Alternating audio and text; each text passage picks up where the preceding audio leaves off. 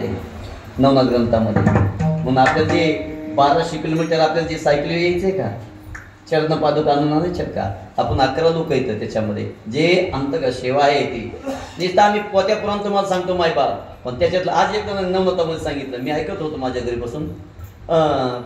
गिरनार कुठे म्हणजे ते मध्य प्रदेशमध्ये. गिरनार हा गुजरातमध्ये आहे. जिथे दत्तात्रय तिथं वास्तव्य करतात. गेल्या वर्षी मी 45 लोक घेऊन गेलतो आणि ज्याला त्याला त्याच्यातला अनुभव आला. ऐका ना मायबाप, आई कळाली अगोदर, आई माझ्या महादेवाला आई कळाली, ती कालिका माई. धरती माता आकाश पिता संग दुर्गा माई, मेरे पिंड प्राण की रक्षा करे, हमारी पिंड प्राण की रक्षा करे श्री कालिका माई. मग या जगातला पहिला पोळा सण कोणी साजरी केला? मला आईचं दर्शन घेऊन न्यायचंय तुम्हाला, आईच्या दर्शनाला.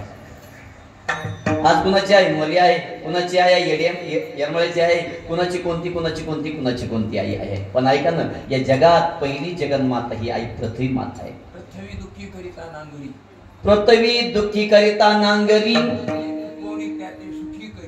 ते त्या फुकोनी त्या ते सुखी करी, आकारा ते उपकार करी, मोक्ष त्या श्री मुगोट. हे तांदूळ तांदूळ होतो का, तांदूळ गोड आपण चिंतन दिलं, होईत त्याला लागून दिली. तांदूळ जे होत आहे हे अगस्त्य ऋषी रामाच्या काळामध्ये काठी मोडली कोण्या रस्त्याला, पश्चिम महाराष्ट्रामध्ये. मग पाय काठी होली, काय केलं तिथं शाप दिला, तुम्ही काळ्या आईला असं वरी कचरा फुकल्याशिवाय तुमच्यात उत्पन्न निघणार नाही. मग भाताची जे पेरणी बघितली असेल, भाताची पेरणी करता असताना ती काय रेगोट्या द्यायच्या नाहीत, इतकं पाणी असतं मायबाप, पण त्याच्यात ते भात लावायचा. त्याच्या अगोदर भात लावायच्या अगोदर तिची निगा करत असताना कचरा जमा करायचा आणि त्या जमिनीत तिथं फुकायचा आणि नंतर तिच्यात उत्पन्न काढायचं, त्याला मोक्ष प्राप्ती. म्हणून त्या तांदळाला सर्व ठिकाणी किंमत दिली. देवाच्या ठिकाणी किंमत, सर्व ठिकाणी. तुमच्या माझ्या डोक्यावर पडला तो तांदूळच पडला का, गहू तांदूळ. मग तांदळाला किंमत आहे मायबाप. कशा बोलत गोड विवी दिली, विठाला विठाला. जगातला पहिला पोळा कोणी साजरी केला तर माझ्या भगवान शंकरांनी केला. कसा साजरी केला ते उत्तर आहे का. आई खूप धावपळ असते ग. स्वतः भगवान शंकर खाली बसले आणि आईचा अंगीकार केला. आई पुतणार नाही, मातणार नाही, घेतला अवस्था टाकणार नाही. हे आई आम्ही चुकलो. मग काळ्या आईची सेवा या जगात पहिली कोणी केली, या आईची मातीची सेवा कोणी केली तर माझ्या भगवान शंकराने केली. चला पुढे. भगवान शंकरच्या नंतर विष्णूने केली, विष्णूच्या नंतर रामाने केली. हे अवतार पुरुष आले. पुन्हा अवतार देवाने अवतार कृष्ण परमात्म्याने केली, दत्तात्रयाने केली. मग मला सांगा या देवांच्या पाठीमागे या तिन्ही रामाच्या, कृष्णाच्या आणि दत्त परमात्म्याच्या पाठीमागे काय, पाठीमागे काय? कृष्णाने लहानपणी काय सांभाळलं? पुरुष मंडळी सांगा. म्हशी,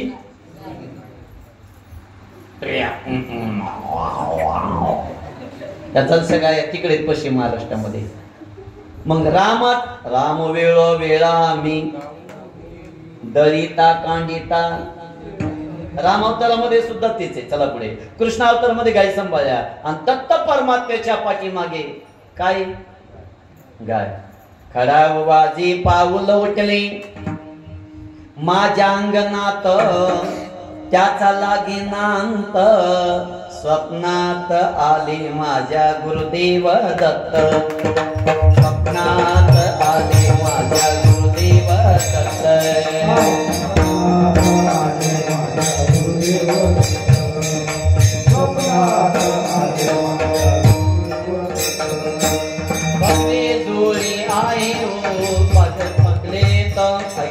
भगवी झोळी आहे त्यांच्या डाव्या बगल्यात, रुद्राक्षाची माळ आहे त्यांच्या गळ्यात, शानंती फौज आहे त्यांच्या सोबत, रुपये गाय आहे त्यांच्या मागे, त्यांच्या मागे. स्वप्नात आधी माझ्या गुरु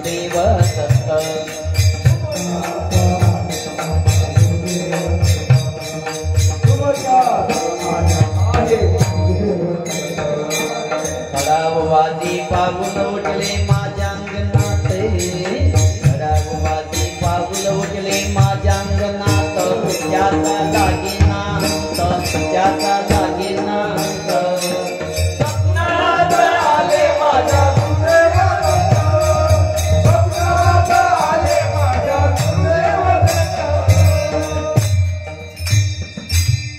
आईपाशी घेऊन जायचे मला. पहिले तुम्हाला पृथ्वी आई सांगितली, आता दुसरी आई कोणती सांगितली? गोमाता. ज्याला गायची किंमत कळाली. सांगू माय बाप, संगम नावाचं गाव आहे. शिवाजी महाराज आलते वाटतं तिथं. बाबा महाराज गेलते, बरेच जण आलते तिकडं. ऊस तोडायला जात होते खाली. तर तिथं मी बऱ्याच दिवस गाई सांभाळ्या, 17 गाई सांभाळत होतो. मला राहायला घर नाही, काही नाही, पण तिथं मी गाई सांभाळत होतो. त्या गाईच्या आशीर्वादाने 3 वेळेस भोग आले, संकट आले, पण मी त्याच्यातून वाचलो. मायबाप ऐका ना, तुमच्या दाराने गाया तो गाया. मग माझ्या परमात्म्याने सुद्धा गाई सांभाळ्या. हो गाई गोपाळ सांभाळले का नाही? कालेच्या दिवशी ऐकतालच आता. ऐका मायबाप, मग इतकं चिंतन देवाधिकाने आमच्या तुमच्या माझ्यापर्यंत गेलं. आणि तुमच्या गावचं सुद्धा भूषण गेल्या वर्षी मी सहज बोलून गेलो. मला काळी कपिली गाय एखादी असेल तर बघा. आणि आमच्या गवळी भाऊनी ती गाय माझ्या दारात दिली. आलेला हर कीर्तनकार आपा नुसतं कीर्तन सांगू लोकांना नाही, हे समाज सप्ते करतोय, पण महाराज लोक सप्ते करीत नाहीत. ते फक्त कीर्तन करतील, ह्या गावला त्या गावला जातील. पण माझ्या मुलाच्या बाकी सर्वांच्या सहकार्याने आमच्या पपळ महाराजांना माहिती, ते बी घरी स्वतंत्र सप्ताह केला त्यांनी. आणि तुमच्या आशीर्वादाने 5 वर्ष झालं दारात सप्ताह करतोय. दिलं तर घेतल्याशिवाय राहायचं नाही, पण कुणाला मागायचं नाही, म्हणून जगतोय. ऐका मग. आणि दारात काळी कपिली गाय दिसल्यानंतर जो तो कीर्तनकार यायला अगोदर तिचं दर्शन करायला आणि माझ्याकडे यायला. महाराज गाय तुम्हाला कुठं भेटली? म्हणलं कुठं भेटली? जिथं प्रेम तिथंच भेटती, आणि जिथं प्रेम नाही तिथं जगशी भेटती. लाखाला दूध भरपूर देते, पण ती पिणार. ऐका, पण या पवित्र गायची किंमत काय सांगू मायबाप? आणखी मला सांगा, जुन्या काळामध्ये आपल्या घरातलं कोणी जर एखादं गेलं असेल, त्याच्या नावाने 10व्याच्या दिवशी आपण काय देतो? तिथं गाय देत होतो. आता बदल झाला, आता बदल झाला. न दिलेली बरी. ऐका बघा, आता बदल झाला. कशी दिली, कशी बदल झाला? जी चांदीची गाय दिली जाते पपळासाहेब, कर्मकांडातला मी त्याच्यातला अभ्यास केलाय. जी चांदीची गाय दिल्या जाते ती घरी ठेवते का पुन्हा सोनारकडे जाते? नाही, पत्रकाराला विचारलं मी, कोणाला बी नाही. तीच गाय पुन्हा बाप्पाकडे येते, आप्पाकडे येते, यांच्याकडे जाते, त्यांच्याकडे येते. तीच गाय परत 10 जणांपाशी फिरून सोनाराकडे जाते. क्या किया क्या किया क्या किया रे. कर्मकांड करायचंय का? कर्म करायचंय ना, कर्म चांगलं करा मायबाप. देता नाही आलं तर देऊ नका, देता नाही आलं तर देऊ नका. पण तीच गाय त्यांच्या दावणीला गेली, ती खाटकाच्या दावणीला गेल्या. बऱ्याच आमच्या भूदेवांच्या बरबाद्या झाल्या. चला तुम्ही मंत्रात मध्ये देवी भागवत कथा तिथे केली. मी रडायला लागले, ब्राह्मणाचे लोक रडायला लागले, रडायला लागल्या बिचारे माय मावले. महाराज तुम्हाला डोळ्याने दिसत नाही तर तुम्ही कथा सांगायला, आणि त्याच्यातून तुम्ही गायीचं महत्व सांगितलं. महाराज ओ महाराज, आमच्या घरात पोराचं 40 वर्ष झाले तरी लग्न व्हायना. ती लोक मला सांगायले, जमीन विचारली तर 20-20 एकर 25-25 एकर. आपल्या लेकराचं मायबाप विचार करा. सज्जन मायबाप हो, गाय देता आली तर द्या, नाही तर नका देऊ, पण ती कसायच्या दारात जाऊ देऊ नका. गायीच्या अंगातलं सांगू तुम्हाला, जन्माला तुम्ही आम्ही आलो ना, त्यावेळेस गायीचं दूध ओटायला लावलं. सांगू आपण गेलोत ना 10व्याच्या टायमाला त्या पिंड पान पाडायच्या टायमाला गायीचंच गोमूत्र लागलं का नाही, आणि गायीचंच दूध लागलं का नाही? होय पप्पासाहेब पत्रकार, हे बी पत्र त्याच्यामध्ये छापी जायचं. नाही तर म्हशीचं गोमूत्र आणजायचं म्हणा, नाही तर म्हशीचं शेण आणि जायचा. मला सांगा तुम्ही आपल्या घरातलं कोणी गेलं, ते गायीच्या शेणाने तेवढी जागा सारवता का कशाच्या शेणाने? ए गाय, दुसरी माता गाय. आता तिसरी माता. चला, तिसरी माता कोण? तुम्ही माझ्या बसलेल्या माया बहिणी.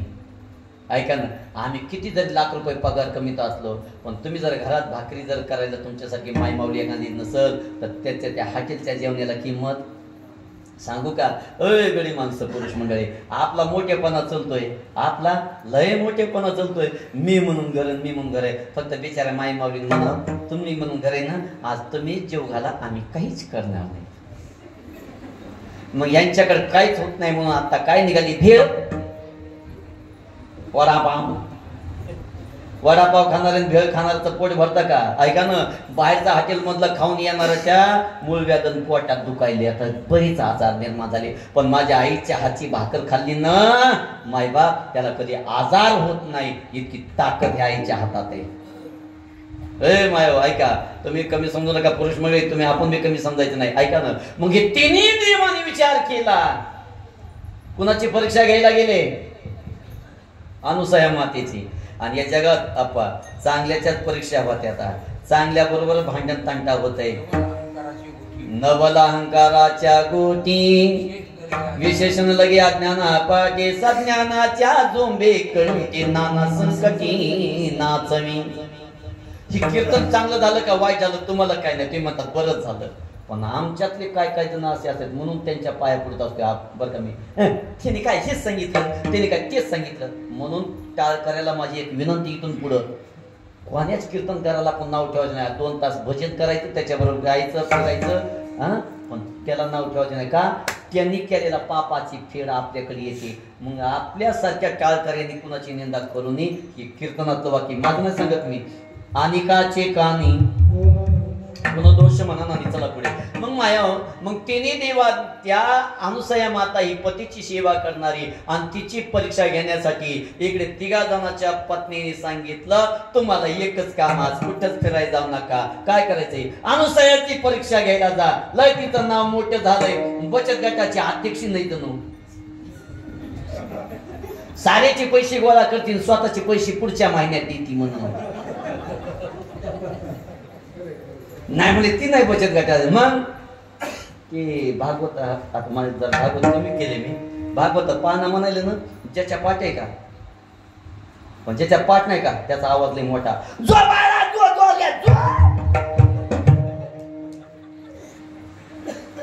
ज्याचा पाठ येते म्हणते दुसऱ्या दिवशी बाळ मोठं झालं, रताळ केळ खाऊन गेलं, बापाला चरचर बोलू लागलं, मामाला मिचक्या धरू लागल. तशा काय काय लोकांचा भरणा परमार्थामध्ये झालाय. कीर्तन आहेत पण हरिपाठ पाठ नाही. कथा करतील पण संस्कृती येत नाही. भागवताचे 18,000 श्लोक सांगितले आणि तुमच्या जुन्या काळात संहिता वाचल्याशिवाय भागवत होत नव्हतं. आता संहिताच भागवत आल्याचा माहित नाही, भागवतकाराला संहिता माहित नाही, तर तुमच्यासारखेच काय कथा. ऐका माय बाप. मग माता कोण? या तिन्हीने तिची परीक्षा घ्यायला पाठवलं आणि तिन्ही साधू रूप धारण केलं. टपुऱ्या गंध लावला, काय गळ्यात कानात कुंडलं घातले. मी एकच घातले, मी नाही टोन घातले. घालणार आहे दुसरं बी, पण दत्ताच्या ठिकाणी, माझ्या गिरनार पर्वता ठिकाणी. मग लोक मध्ये ते काही लोकांना फसवण्यासाठी नाही माय बाप. नवनाथाचा जे अवतार झाला का समाजाच्या उद्धारासाठी झाला, संतांचा अवतार समाजाच्या उद्धारासाठी झाला.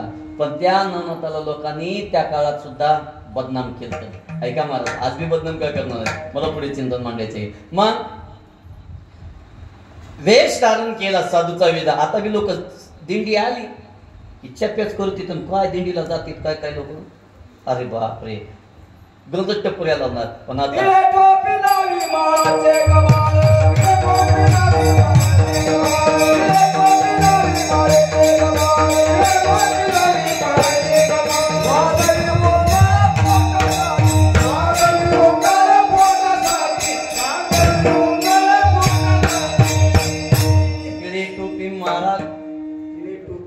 लावी माळीचे गबाळ वागवी उंगाळ पोटासाठी वापरतो. चला पुढे. महाराज साधूचा वेश ठिकाणी धारण केला आणि अनुसया मातेच्या दरबारात आले आणि तिला भिक्षाम दे. नित्यानंद करी वरा भई करी सौंदर्य रत्ना करी निर्दोष खिल घोर पावन करी प्रत्यक्ष माहेश्वरी प्रलयाचल वंश पावन करी काशी पुराधीश्वरी भिक्षाम दी वल्लभन करी माता अन्नपूर्णेश्वरी भिक्षावाळ. आणि ती माय माऊली आली. ही भिक्षा नकोय आम्हाला, मग नग्न विषादे. आता नग्न या शब्दाचा अंगावर कपडे नाही बरं का. नग्न या शब्दाचा अर्थ असा या, मी दत्तपुराण केले ना, नवनाथ कथा करतो, दत्तपुराण कथा केली. नग्न या शब्दाचा खरा अर्थ खपळ साहेब, अग्नीवर न शिजवलेला अन्न आम्हाला दे. कोणतं? नग्न, न आग्न, न आग्न, ते आम्हाला अन्न दे. मग हिने विचार केला, डोक्यात विचार पडला, काय करू काय करा काय करा. पतीचं ध्यान केलं. पतीची या मता अनुसरून पतिव्रता. हे माया बहिणीनं, तुमच्या घरात कोणत्याही प्रकारचं काय घडणार नाही. फक्त नित्य नियमाने स्नान झाल्या झाल्या हळदी कुंकू माझ्या कळ्याला वा, आणि तेच हळदी कुंकू तुमच्या कपाळाला वा. बघा तुमच्या पतीवर येणारं संकट टळतं का नाही, हे ताकद तुमच्या त्या नियमामध्ये. एक गीत आहे बघा, शिवपुराण चालू असताना किंवा याच्यात म्हणतो असतो आम्ही, अंबाबाई माझी मा अयपणात बाई मला या मरण, किती ग बाई मी होईल नशीबवान. सुखी जीवा अंबाबाई माझ्या कुंकाला, माझ्या धन्याला. तुमच्या कपाळाचं कुंकू काय? तुमच्या मालकाचं आरोग्य सर्व व्यवस्थित राहावं, जीवन पवित्र राहावं, म्हणून पहिला नियम ते चालू करा. आता दुसरा विषय सांगतो त्याच्यातला. तुमच्या हातात बांगड्या कशासाठी असते? तुमच्या ते गळ्यामध्ये काय म्हणते त्याला? हे असं असते, काय म्हणते त्याला? काय म्हणते पत्रकार? सूत्र. अहो त्याच प्रपंचाचं त्यांचे एकमेकाचे घरदाराचे लेकराचे सूत्र म्हणून सूत्र. पण मंगळ एक असते का दोन असते? दोन. हे दोन काय?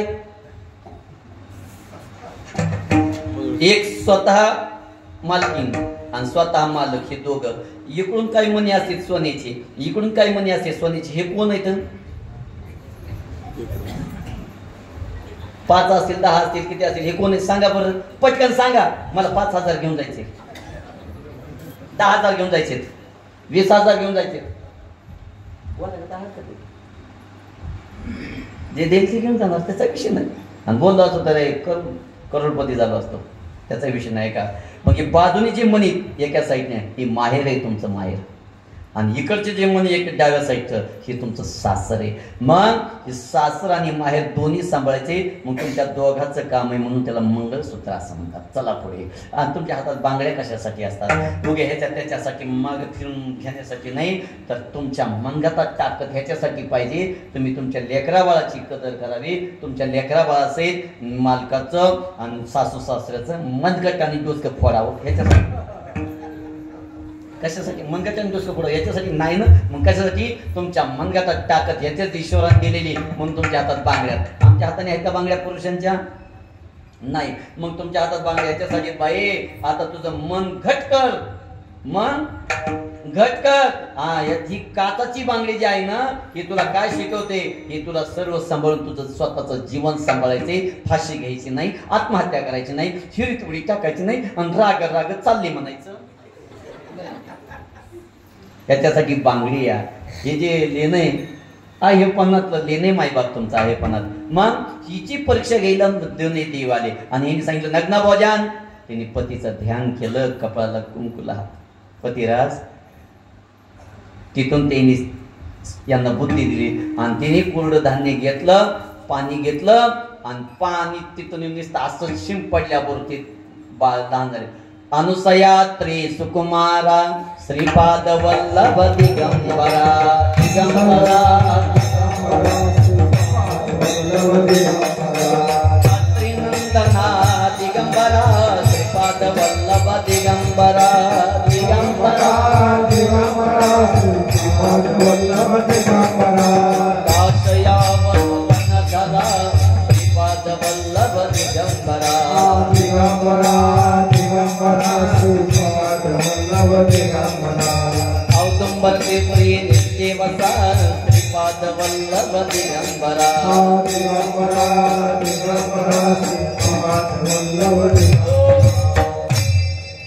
मला माता शब्दाकडे येते. माता पिते अशी जो करीन मान. ऐका ना. मग तिथं जायचंय मला, त्यासाठी आईकडे. मग हे तिन्ही देव तिथं बाळ झाले, आणि गाय सुद्धा त्यांच्या पाठीमागे. आता बघा किती माता झाल्या? पृथ्वी माता, गाय माता आणि तिसरी ही बसलेली माता. ह्या तिन्ही माता आहेत महाराज. मग ज्यांनी ह्या तिन्ही मातेचा आधार केला किंवा तिन्ही मातेचं ज्या तिन्ही मातेपैकी ज्यांनी नमस्कार जिला केला त्याच्या जीवनात दुःख संकट आले पण त्यांचा उद्धार झाला का हो? कोणी केलं असं? चला त्रेतायुगामध्ये अशी घटना घडली. राज्याभिषेक करायचं ठरवलंय. गुरुपुष्यामृतावर राज्याभिषेक होणार आहे आणि गुरुपुष्यामृतावर राज्याभिषेक होणार आहे म्हणून सर्व धामधड पळत तिकडं पळापळ सुरू झाली. आणि ही बातमी मंत्र्यांनी कुणाला सांगितली? माझ्या सासूला. कुणाला सांगितली? कैकेयीला जाऊन. कैकेयी म्हणली असं आहे का? बघ ते दशरथ आले म्हणले काय झालं कैकेयी? म्हणला का बोलू कैकेयीचा.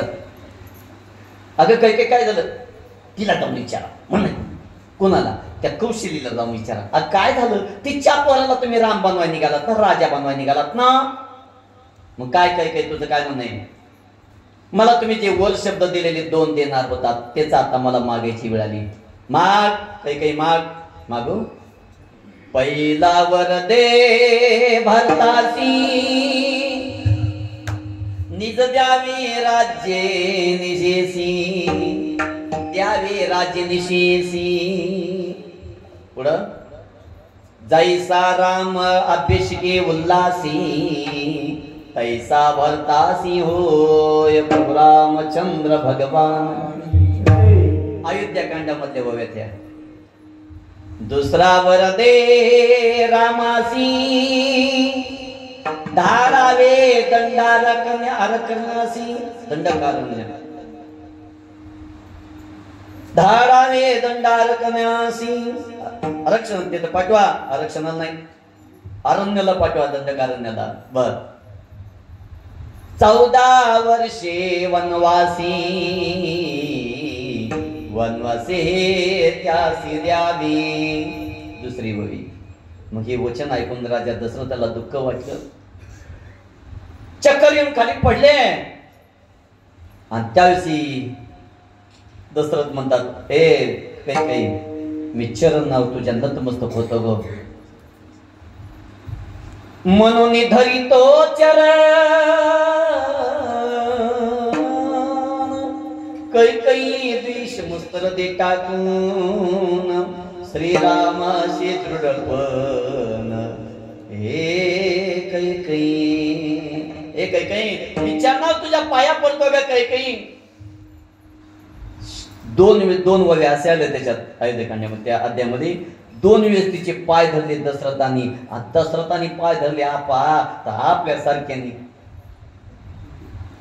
आपली काय कथा कुठे चाललात? ढगेवाडीला. कुणाचं खेळणं नाही? आपल्या महाराजाचं ते ठोंबरे मारत नाही. तुम्ही एकटे चालत मग आम्हाला बी यायचे. तुम्ही एकटे चालेत. ऐका ना तुम्ही आले ना. हो मग काय म्हणले लाज ठेवी म्हणा. सूर्यवंशाला शोभत आहे का? खूप मोठं चिंतन आहे, मला तिकडे जायचं नाही. शेवटी ही बातमी रामाला कळाली. सौमित्राच्या द्वारे कळाले. आणि ही बातमी कळाल्याच्या नंतर काय रामजी तिथं आले.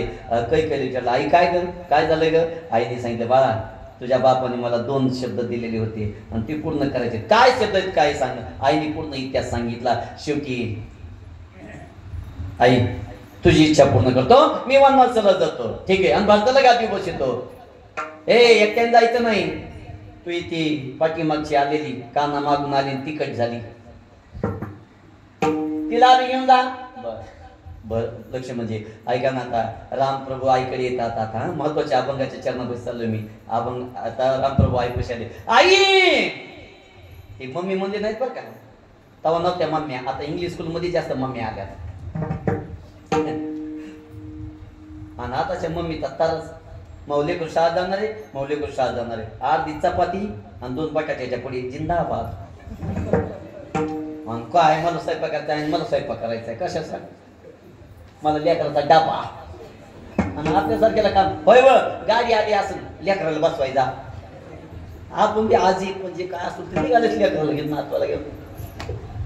ऐका मग आई काय, ए आई काय रे बाळा, माझ्या राम आता राजा होणार, माझा राम राजा होणार. आई थांब. वल्कले धारुनी जा म्हणे माता, 14 वर्षे वनवास धरिता. किती गोड वगैरे माय बाप त्या. आणि आईने ते सांगितले आता माझा अभिषेक होणार, राज्याभिषेक होणार नाही, त्याचा होणार आहे भरताचा, मला जाऊ दे आई. हे बाळा तसं नाही, तसं नाही, दुसरं काहीतरी आपण करू, उपाय करू. दंडकारणात जाण्यापेक्षा इथंच गावाच्या बाहेर एक कोपी बांधू, तिथं राहा. आई नाही, तिने दंडकारांनी मला सांगितलंय मला जायचंय. आणि त्यावेळेस रामप्रभूने आईचं अंतकरण बघितलं, आईचं अंतकरण कवळलं आणि रामप्रभू आईच्या पायावर श्रीरामापन भोमनी एक कौशल्याच्या सदनी, वंदनिया मातीची चरणावरी, वल्कले धारून निघाले.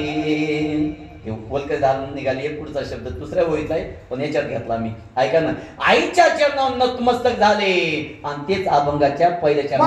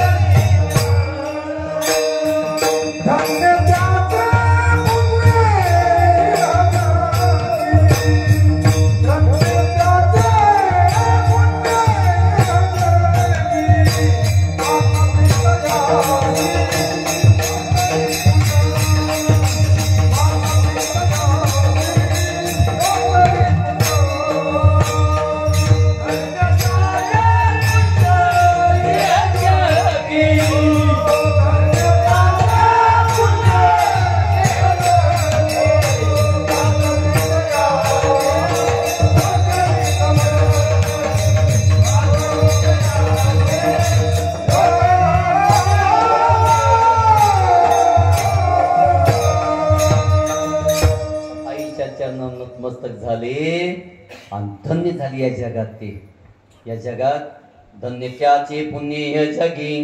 किती जगी झाले ऐका ना. तिथून जे निघाले पण ते जाणत्याकडे गेले नाहीत, इकडे तिकडे बघायला गेले नाहीत, पण ऋषींच्या भेटी झाल्या. 6 ऋषींच्या भेटी झाल्या रस्त्याने आणि त्यांनी जसा जसा मार्ग दाखवला तसं तसं पुढे जावले. किती संकट आले ना ऐका ना. हो, आपल्या वाटण्या होत असताना आपल्या सासऱ्यांना आपल्याला जर काही नाही दिलं तर त्यांचं गंगापूजन आपण नीट करतो का? त्यांच्या नावाने कोणाला जीव घालतो का? पण ऐका, माझ्या राम प्रभूने आईच्या चरणात नतमस्तक झाले, पित्याच्या चरणात नतमस्तक झाले आणि पित्याचं दर्शन घेऊन माता पितियासी जो करी नमन धन्य त्याचे पुण्य. किती वनवास बघला, किती संकट बघले. हे माझ्या माया बहिणींनो ऐका ना, जीवनामध्ये तुम्ही भिंगवर रुपया ठेवून खोटा रुपया ठेवून बघण्यापेक्षा चुलीतल्या राखी कपाळाला लावण्यापेक्षा आलं लक्षात. ते काय हसल्यात बिचाऱ्या माया मावल्या 2-4 जणी हसल्या. त्या बघा आमच्या काकू बी हसल्या आता इकडून. त्या बघा त्यांनाही पटलं बघा. लिंब सुद्धा कुठून तरी जाऊन आणते आलं आणि त्याच्या कमराला बांधते आलं. ही असली अंधश्रद्धा बाजूला काढा. तुम्हाला तुमच्या जीवनातली इडापिडा घालवायची का?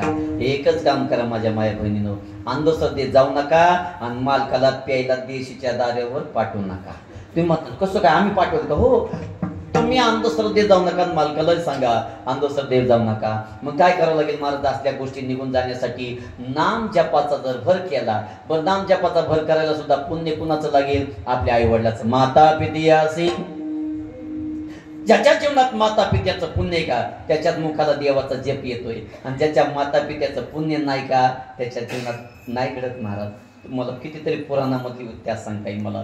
ऐका पुढे मला सांगायचे. म्हणजे इथून पुढे आजपासून असा विचार करा आम्ही आता का आता तरी पुढे काय केलं पाहिजे? इकडं तिकडं सुकून जाऊन बघण्यापेक्षा उगवत्या सूर्यनारायणाला, चंद्राला, मायबाप ह्या काळ्या आईला तुम्ही तप साधना करा, बोला.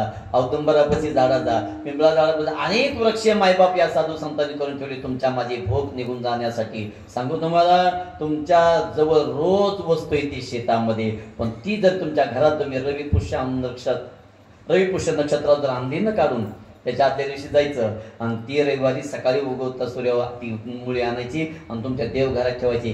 कसलीच भूतबाधा करणीबाधा घरात थांबत नाही, इतकी ताकद त्या मुळीमध्ये. तुम्ही म्हणता मग सकाळला मला सांगायचा, आता सांगतो पण फोन पे करा. आता फुकट सांगायचं? हा, फुकट सांगायचं नाही, सांगेलच ना. मग काय करावं लागलं आता? फोन पे. ऐका, त्याला आघाडा नावाची मुळी म्हणायचं. आघाड्याची खालची जी मुळी असती ना, ती मुळी तुमच्या घरात ठेवा. ऐका महाराज, हे आमच्या साधू संतांनी या पुराणामध्ये सांगितलंय, पण आम्ही तुम्हाला नुसतं 2-4 कथा सांगितलं की आमचा टाइम व्हायलाय आणि तुम्हाला बी जेवायला उशीर व्हायलाय. ऐका, अशा पुराणामध्ये इतिहास आहे. म्हणून गणपतीला आपण काय वाहतो? आघाडा. आणि त्या गणपतीच्या आघाड्याला जे आघाडा वाहतो त्याची जर मुळी रविपुष्यामृत काढली आणि ती जर गळ्यात बांधली, कसलं बी येडं पिसं करत असत, तर त्याला त्या आईने ते पवित्र साधना केल्या पाहिजेत, बापाने साधना केल्या पाहिजेत. तुम्हाला कुठेही जायची गरज नाही. चला, माता पिती या सिद्धू करी नमन, धन्य त्याचे पुण्य. मग माझा रामचंद्र प्रभू निघाले. पण आपण काय करतो? आई बापाचं नाव ठेवतो का? त्याला वाटणी जास्ती दिली, मला कमी दिली म्हणून आपण आई बापाची सेवा करणार. पितृदोष लागतो म्हणे, पितृदोष मला तिकडे घेऊन जायचे. तुम्हाला ग्रहदोष पितृदोष घरातला जर काढायचा असेल, त्यांनी बाकीच्या इकड तिकडच्या वाऱ्या करण्यापेक्षा आपल्या घरातलं जागृत देवस्थान आहे ते म्हणजे आपली आई आणि वडील. सांगू ऐका, मायबाप दर पावसाळ्यात श्रावण महिन्यात बालाजी जाऊन चप्पी करून येण्यापेक्षा त्याच बालाजीने सांगितले तुम्ही तुमचे मायबाप नीट सांभाळा, मगच आमच्या बालाजीला तुम्ही दर्शनाला या. ऐका, पंढरपूरला जाता तुम्ही, पंढरपूरला दर महिन्यात जाता काही लोक. पंढरपूरला जाण्यापेक्षा घरातल्या जिवंत सासू-सासऱ्या मायबापाची सेवा करा. पुरुष मंडळी, तुम्हाला कुठे नलगती सायास जावी मनांतरा सुखी तो घराना राहीन. चला, आता हे रामायणातलं सांगितलं, आता भागवतात सांगतो आणि भागवताला सांगून तुमच्या घरचं सांगतो आणि माझ्या घरी जातो. भागवतात काय जण म्हणतात, महाराज काय करावा, आधार नाही, बाप लहानपणी गेला किंवा आम्हाला बाप असून आम्हाला बाप सांभाळत नाही. आईचं कष्ट किती ती ओळखा. ज्याला आईचं कष्ट कळालं का, त्याला जगात कुठं जायची गरज नाही. आणि ज्याला आईचं कष्ट कळत नाही का, त्या कविता म्हणतो का, आई माझी म्हणा सर्वजण. वा, शाबास. हे म्हणणं सोपं आहे हो, पण आईच्या कष्टाची जाणीव करावी. न माझं कष्ट दासे डाव्यानं प्रसूत झाली, येताची कर्म जाळ तुझी मान अडकली, आकांत जननी धाई मोकेली. किती दुःख आहे महाराज, काय सांगू गरिबीची. नवमाचं कष्ट